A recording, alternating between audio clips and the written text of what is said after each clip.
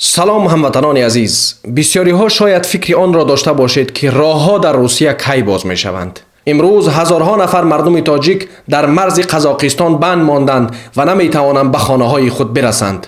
راه کی باز می شود؟ دوستان عزیز، من به باوری کامل می توانم گفت که این راه کمی وقت دیگر نیاز دارد. به خاطر آن که ما و شما مشکل اساسی را بفهمیم باید کمی صبر بکنیم. من سه پیشنهاد دارم برای حکومتداران، برای مسئولین.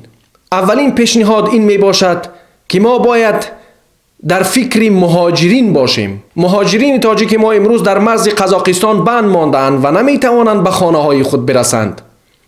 امروز صدها مهاجر تاجیک در کوچه های مسکو و سن پترزبورگ زندگی دارند. آنها شرایط زندگی خوب ندارند. دوستان عزیز، اولین پیشنهاد من این هست که ما باید یک راه پیدا بکنیم که به مهاجرین عزیز کمک بکنیم. اون راه چی راه است؟ چطور ما میتوانیم به مهاجرین کمک بکنیم؟ اگر که مهاجرین تاجیک در روسیه هستند، آنها شهروندان تاجیکستان هستند و تاجیکستان موظف است که در این وقت سخت به مردم خود در کجایی که نباشند کمک بکند. حکومت این را باید خوب بداند که این پیشنهادی که من در این باره دارم میکنم، دوستان عزیز، این پیشنهاد برای باقی ماندن حکومتداران یک رول مهمی را بازی میکند. این را باید خوب بفهمین. پیشنهاد اول یک بارگه تکرار میکنم، باید که راه حل مشکلاتی که مهاجرین ما در آن گرفتار هستند آن را پیدا کرد.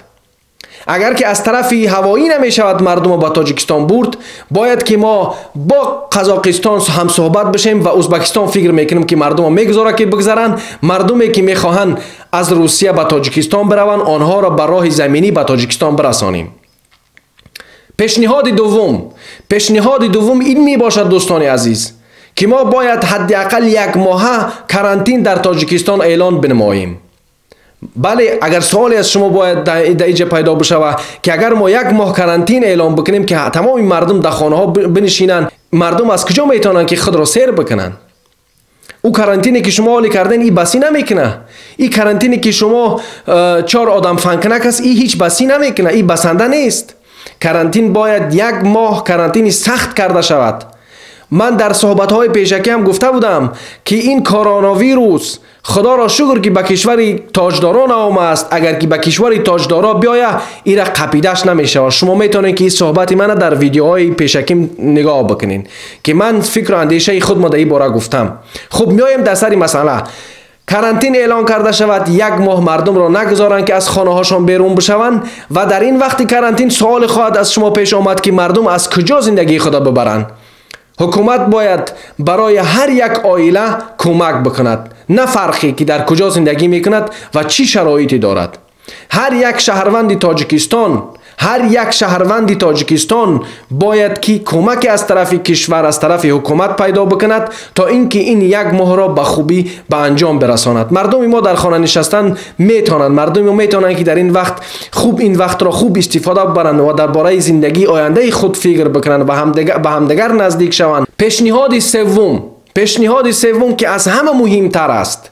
پیشنهاد سوم این خیلی مهمیت دارد، این خیلی نیازمند هست برای عمل کرد. پیشنهاد سوم این هست که ما باید اگر که طبیبانی بسنده در کشور نباشند از دیگر جایها طلب بکنیم، خواهش بکنیم که طبیبان روان بکنند و به تمام منطقه های تاجیکستان روان بکنیم. ما باید از دیگر کشورها خواهش بکنیم که برای ما کمک طبیبانه روان بکنند، یعنی اینکه طبیبان را روان بکنند که ما بتوانیم به تمام گوشه های تاجیکستان روان بکنیم و در اونجا تمام ملت تاجیک معالجه بگیره. چون که مثلا یک نفر از کوهستان نمیتونه که بیاید به مرکز به خاطر طبابت شوی، چون شرایطش نداره. ما باید برای مردم در تمام گوشه های کشور شرایط مهیا بکنیم که مردم در آنجا بتوانند که خود را طبابت بکنند. و یک بار دیگه میخوام که پیشنهاد اول تکرار بکنم که برای بعضی ها کمک نافهمه اگر باشه. پیشنهاد اول، مشکلاتی که مهاجرین بر آن سر به سر هستند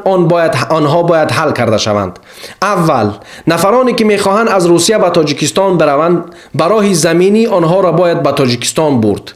اگر که شما این کار را نکنید، اگر که 2 ماه دیگه کار دوام بکنه، اگر 2 ماه دیگه این حالت دوام بکنه، مردم ما خیلی عزت زیاد میکشد و این را باید فراموش نکرد. بعد اینکه کرانتین برداشته می شود در روسیه، کار زیاد پیدا نمی شود، چون که امروز روسیه خیلی در عذاب سخت اقتصادی قرار دارد و این را ما باید خوب بفهمیم و این را ما باید خوب بدانیم که آینده مهاجرین ما در روسیه چی می شود. باقی من از تمام مردم کشور خواهش می نمایم که دوستان، مادران، پدران، فرزندان، ما یک روزهای سخت را طی کرده ایستاده ایم. این روزها خیلی سخت هستند. در این روزهای ناگوار، در این روزهای سخت ما باید به همدیگر رحم و شفقت داشته باشیم و همدیگر را احترام بکنیم و با همدیگر بتوانیم که در این جنگ، در این مبارزه با این وبای عصر پیروز بشویم. باقی برای همه شما سلامتی و روزهای نیک را خواهانم. خدا حافظ.